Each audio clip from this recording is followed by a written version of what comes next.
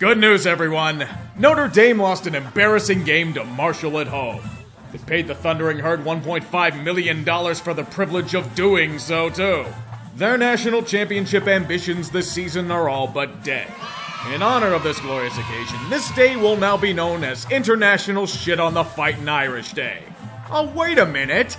That's every day. I want you to imagine a world without the Irish. Do you think there's any significant change to it? I bet if there is, it's positive. Have you seen something more culturally soulless and insignificant as Notre Dame's football team?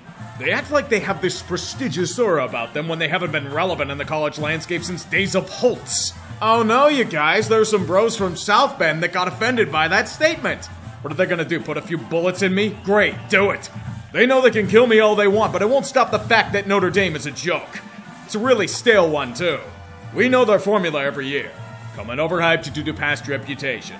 Feast on a schedule of cakewalk opponents who they mostly have to pay to play. Their NBC propaganda wing pumps them up as potential national champions. They get shoehorned into the playoffs because of TV ratings and said feather-soft schedule, and proceed to get their asses kicked by real teams once they walk onto the field. Doesn't matter if it's Alabama, Clemson, or Ohio State.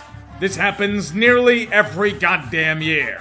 A potato famine come December where South Bend gets thrown into a coliseum and slaughtered for our enjoyment. Or at least it would if it wasn't so predictable. Last year was a breath of fresh air. We didn't have to see the Irish in the college football playoff just to get pipe-bombed by at least 3 scores to Alabama. We got to see Cincinnati get annihilated instead.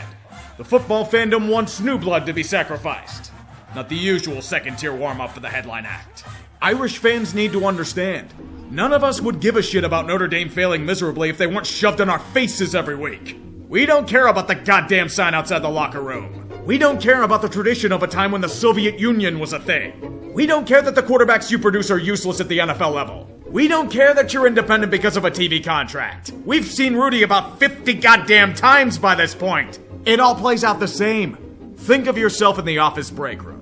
A longtime colleague comes up to talk to you about college football. All seems great. You have somebody you can connect with in this corporate hellscape. You ignore the obvious red flags in his mannerisms and continue chatting it up.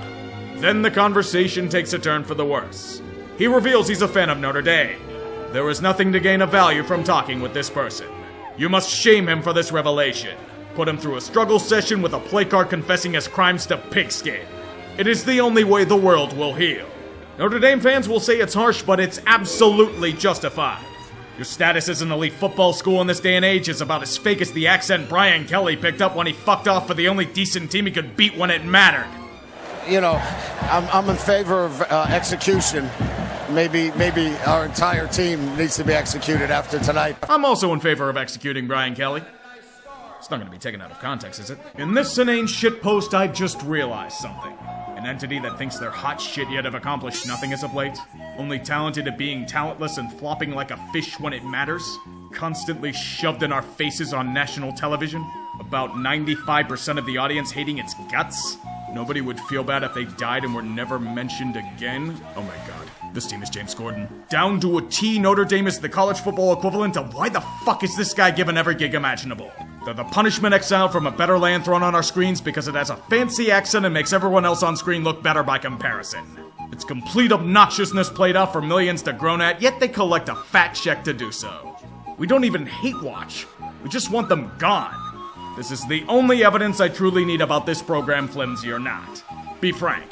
If South Bend was converted into farmland, America as a whole would be better off. The Indiana Turnpike is miserable enough without the reminder of hell miles away. People talk about offensive stereotypes, yet I'd say a bunch of Irishmen getting drunk and fighting each other is more offensive than anything else in this day and age. The British should have repressed them harder.